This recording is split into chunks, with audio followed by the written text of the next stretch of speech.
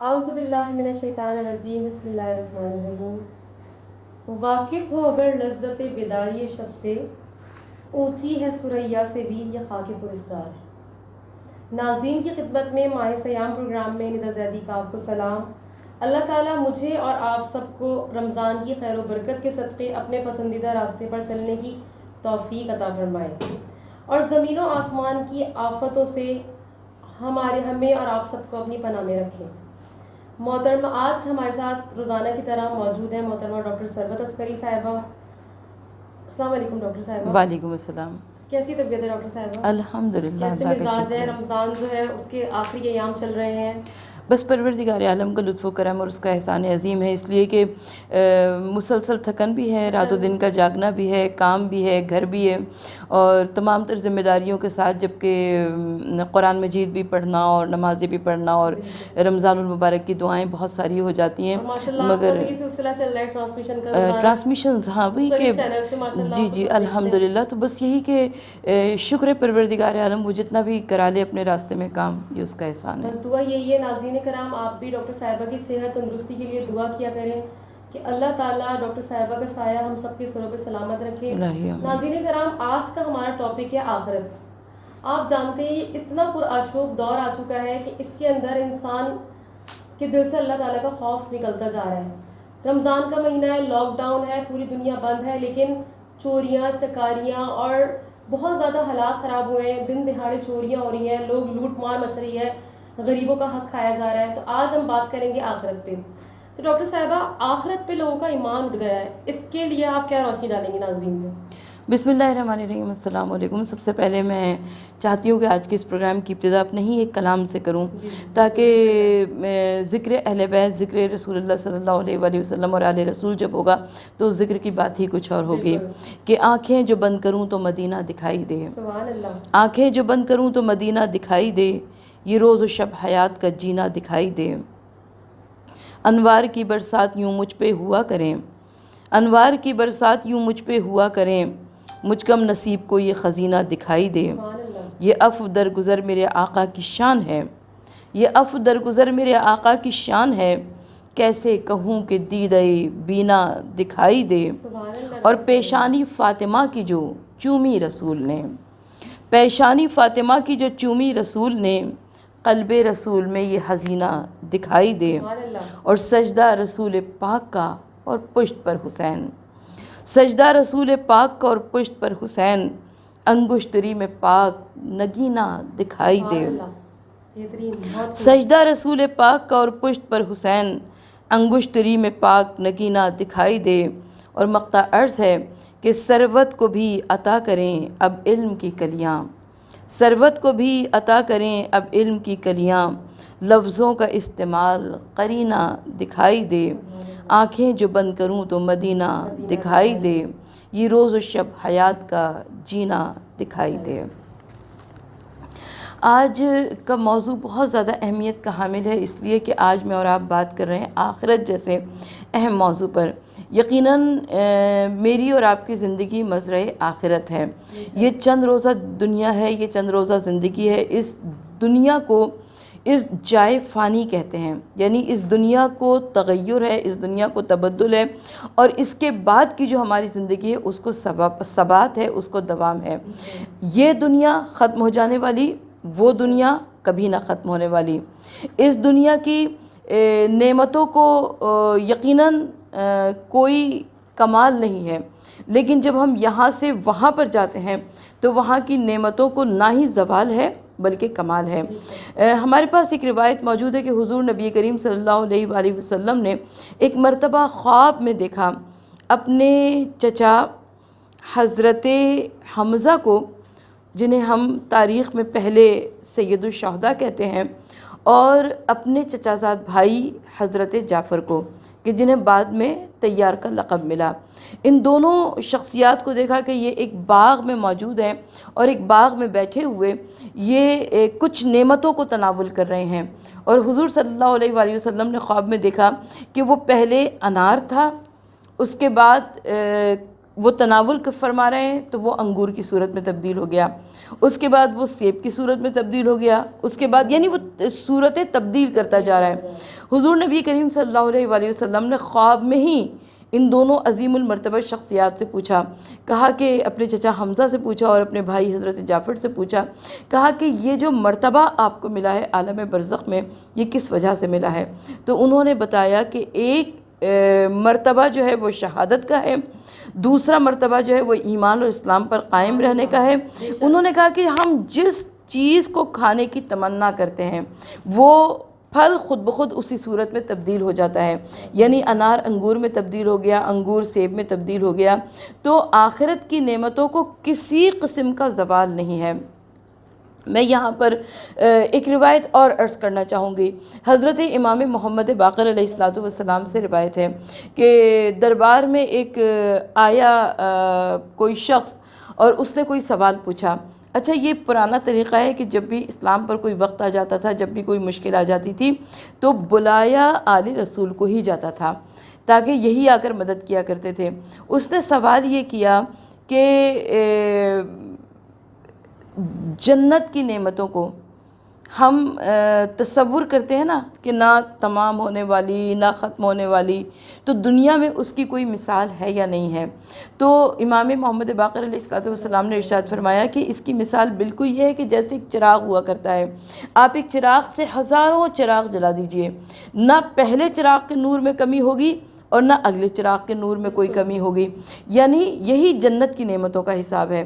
آپ کتنے ہی درخت ہوں، آپ ان کے میوے کھاتے جائیے، جنت کی نعمتوں کو کسی صورت سے کوئی زوال نہیں، بلکہ یہ کمال پر ہیں اور کمال پہ ہی رہیں گی انشاءاللہ تعالی۔ اچھا ڈاکٹر صاحبہ، جس طرح آخرت میں جب ہم کوئی بھی بات کرتے ہیں، کوئی ہمارے ساتھ برائی کر رہا ہوتا ہے اور ہم کہتے ہیں کہ آخرت میں اللہ تعالیٰ اس سے پوچھے گا یا کوئی سوال کرے گا، لیکن بندے کو پھر بھی انسان کو احساس نہیں ہوتا، تو اس کے لیے کیا اللہ تعالیٰ نے کیا حکم دیا ہے کہ ایسے انسان سے ہم کنارہ کش ہو جائیں؟ دیکھیے، سب سے پہلے میرے پاس کچھ آیات الہیہ ہیں آخرت سے متعلق، میں چاہتی ہوں کہ پہلے اس کو آپ کی سماعتوں کی نظر کروں تاکہ میری گفتگو آسان ہو سکے۔ سب سے پہلے سورہ زمر کی 30ویں آیت ہے کہ پیغمبر صلی اللہ علیہ وآلہ وسلم آپ کو بھی موت آنے والی ہے اور یہ سب مر جانے والے ہیں۔ اسی طریقے سے سورہ ملک کی دوسری آیت، یقیناً یہ آیت بھی ہم سب کے فکر و نظر کا باعث ہے، اس لیے کہ سورہ ملک کم از کم ہم لوگ دن میں ایک مرتبہ یا کم از کم شب جمعہ ضرور پڑھتے ہیں عشاء کے بعد، تاکہ فشار قبر اور عذاب قبر سے محفوظ رہ سکیں، کہ اس نے موت اور حیات کو اس لیے پیدا کیا ہے تاکہ تمہاری آزمائش کرے کہ تم میں حسن عمل کے اعتبار سے سب سے بہتر کون ہے۔ اچھا، موت سے انسان ڈرتا کیوں ہے؟ سورہ بقرہ کی آیت نمبر 94 اور 95، ان سے کہو کہ اگر سارے انسانوں میں دار آخرت فقط تمہارے لیے ہے اور تم اپنے دعوے میں سچے ہو تو موت کی تمنا کرو، اور یہ اپنے پچھلے اعمال کی بنا پر ہرگز موت کی تمنا نہیں کریں گے۔ اور اب وہی جو کہ ہمارا موضوع ہے، موت کے بعد کی زندگی، یعنی حیات بعد الموت، کہ اب تم رحمتیں، یہ بھی سورہ روم ہے اور آیت نمبر 50 ہے، اب تم رحمت خدا کے ان آثار کو دیکھو کہ وہ کس طرح سے زمین کو مردہ ہو جانے کے بعد زندہ کر دیتا ہے۔ بے شک وہی مردوں کو زندہ کرنے والا ہے اور وہی ہر شے پر قدرت رکھنے والا ہے۔ اور سورہ اعلیٰ کی 70ویں آیت میں ارشاد ہو رہا ہے کہ آخرت بہتر اور ہمیشہ رہنے والی ہے۔ ہم جب آپ کے اس سوال کے اوپر گفتگو کریں گے کہ آخر جو افراد حسن عمل کرتے ہیں، یا جو افراد صبر کرتے ہیں، یا جو افراد مظلومین ہوا کرتے ہیں، وہ اپنے تمام تر اعمال کو آخرت کے واسطے چھوڑ دیا کرتے ہیں، اور جو ظالم ہیں، جو کسی بھی طریقے سے کسی کے اوپر ظلم کرتے ہیں، تو اس کی مثال کے لیے میں ایک واقعے کی تکرار آپ کے سامنے کرنا چاہوں گی، اور وہ واقعہ روز عاشورہ کا ہے۔ یعنی امام علی مقام امام سید الشہداء امام حسین علیہ السلام روز عاشورہ مقتل کربلا میں بار بار تعارف کرا رہے تھے کہ میں فرزند رسول ہوں، میں نور نظر علی و بطول ہوں، میں حسین ابن علی ہوں، میرے لیے اللہ کے رسول صلی اللہ علیہ وآلہ وسلم نے سجدے کو طول دے دیا، میرے لیے اللہ کے رسول صلی اللہ علیہ وآلہ وسلم نے خطبے کو ادھورا چھوڑ دیا۔ سب سے پہلا سوال یہ پیدا ہوتا ہے کہ امام علی مقام امام حسین علیہ السلام نے اتنی مرتبہ اپنا تعارف کیوں کرایا؟ تو اس کا پہلا جواب یہ ہے کہ تاکہ امام علی مقام یہ چاہتے تھے کہ ان کے مقابل جو افراد ہیں ان میں سے بہت سو کو شاید نہ بھی پتہ ہو کہ وہ کس کے مقابل آ رہے ہیں، لیکن کم از کم ان کو یہ معلوم ہو جائے کہ وہ کس شخصیت سے لڑنے کے لیے جا رہے ہیں۔ اور اس کے علاوہ اپنے خاندانی حسب و نسب کا تذکرہ امام حسین علیہ السلام نے کیا تاکہ یہ سامنے والے سوچیں کہ یہ کس شخصیت کو قتل کرنے جا رہے ہیں۔ دوسری بات یہ کہ امام علی مقام نے بار بار یہ تعارف کیوں کرایا؟ بار بار اس لیے کہ امام حسین علیہ السلام چاہتے تھے کہ عمر ابن سعد اپنے ارادے سے منہ پھیر لے، اپنے ارادے کو بدل دے، اس لیے کہ اس کا یہ ارادہ تھا کہ وہ مولا حسین کو شہید کر دے۔ لہٰذا اس نے امام حسین علیہ السلام نے بار بار اس کو کہا کہ دیکھو یہ اس ارادے سے باز آ جاؤ، اس لیے کہ اگر میرے قتل سے اپنے ہاتھ کو، میرے خون سے اپنے ہاتھ کو رنگین کیا تو تا قیامت ذلت و رسوائی کا، بدنامی کا طوق تمہاری گردن میں پڑ جائے گا، اور آج اگر تم اس کام سے باز آ گئے تو قیامت کے دن اللہ کے رسول صلی اللہ علیہ وآلہ وسلم کی شفاعت بھی ملے گی۔ اب یہاں پر جو جواب، اتنی خوبصورت پیشکش کے بعد جو جواب عمر ابن سعد نے دیا، میں چاہتی ہوں کہ اس کو آپ کی سماعتوں کی نظر کروں۔ عمر ابن سعد نے کہا کہ حسین، تم جو وعدہ کر رہے ہو یہ ادھار کا وعدہ ہے، یعنی آخرت، اور مجھ سے ابن زیاد نے جو وعدہ کیا ہے وہ نقد کا وعدہ ہے، اور میں نقد کو ادھار پر کیسے ترجیح دوں، میں ادھار کو نقد پہ کیسے ترجیح دوں؟ اور اس کے بعد عمر ابن سعد نے کہا کہ ابن زیاد نے مجھے رائے کی حکومت دینے کا وعدہ کیا ہے، یہ رائے کی حکومت جو ہے یہ بہت دنوں سے میرے دل کی آرزو ہے، اور میں چاہتا ہوں کہ یہ رائے کی حکومت مل جائے۔ اگر میں سب جانتا ہوں کہ تم نور نظر علی و بطول ہو، تم فرزند رسول الثقلین ہو، تمہارے خون سے ہاتھ رنگنے کا مطلب قیامت میں جہنم کا طوق میرے گردن میں پڑے گا، لیکن اس کے باوجود میں کیا کروں کہ یہ رائے کی حکومت میرا بڑا پرانا خواب ہے۔ اور امام علی مقام نے فرمایا تھا کہ دیکھو تمہیں یہ نہیں ملے گا، تمہیں رائے کی حکومت نہیں ملے گی، تم اس ارادے سے باز آ جاؤ۔ اور وہ نہیں ماننا تھا، وہ نہیں مانا، ظاہر اس کے پیش نظر آخرت اور عاقبت نہیں تھی۔ اور تاریخ یہ بتاتی ہے کہ جب ابن زیاد کے دربار میں گیا ہے وہ، اور اس نے سارا واقعہ سنایا امام علی مقام کی شہادت کا، تو وہ جو رائے کی حکومت کا پروانہ تھا اس کو چاک کر کے، پھاڑ کر دربار میں پھینک دیا گیا، اور یہ دیوانوں کی مانند، مجنون کی مانند کوفے کی گلیوں میں پھرتا تھا۔ اور میں اس سے بڑھ کر کیا کہوں کہ والعصر ان الانسان لفی خسر الا الذین آمنوا وعملوا الصالحات والتواصوا بالصبر والتواصوا بالحق، بے شک عصر کی قسم انسان خسارے میں ہے۔ بہت خوب ڈاکٹر صاحبہ، بریک لیتے ہیں، بریک کے بعد واپس آئیں گے، ہمارے ساتھ رہیے گا۔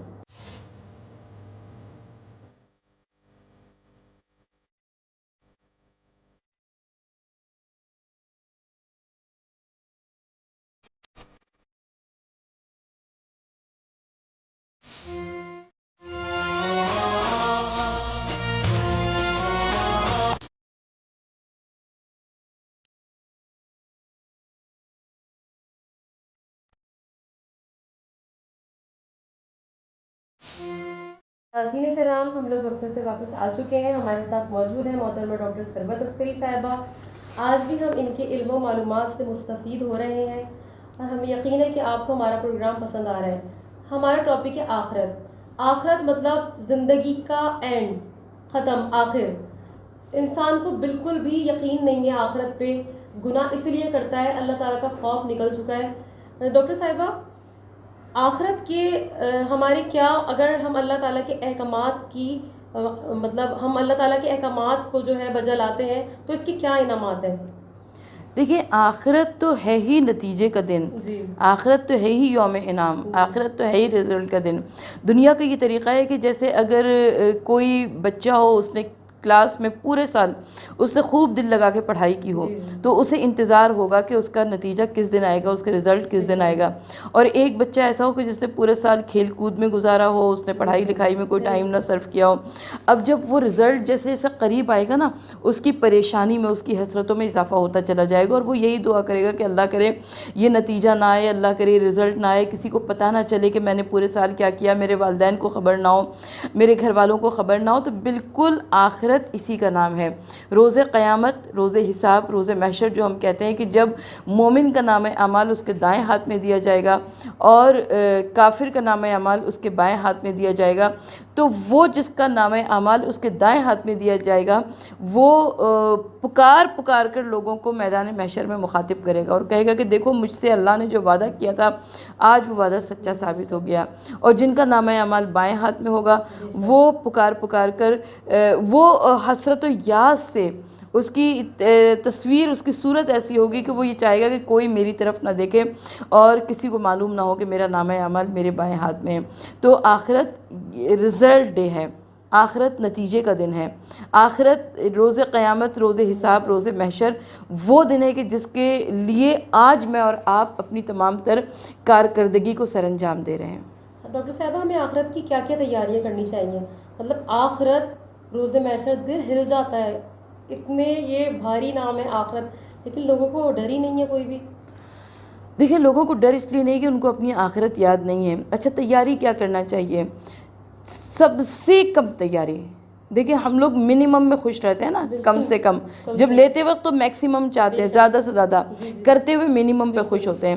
تو جب کسی نے پوچھا علماء دین سے کہ بھئی سب سے کم کیا کرنا چاہیے کہ جس پہ اللہ تعالیٰ ہم سے راضی ہو جائے، تو سب سے کم یہ ہے کہ آپ واجبات کو ادا کیجئے. یعنی جو واجب نمازیں ہیں وہ پڑھیے، جو واجب روزے ہیں اس کو ادا کیجئے، جو واجبات آپ کے اوپر پروردگار عالم نے عائد فرمائے ہیں ان واجبات کو ادا کیجئے. تو انشاءاللہ تعالیٰ پروردگار عالم آپ سے ضرور اس پہ راضی ہوگا. لیکن اس کے بعد مستحبات کی باری آتی ہے.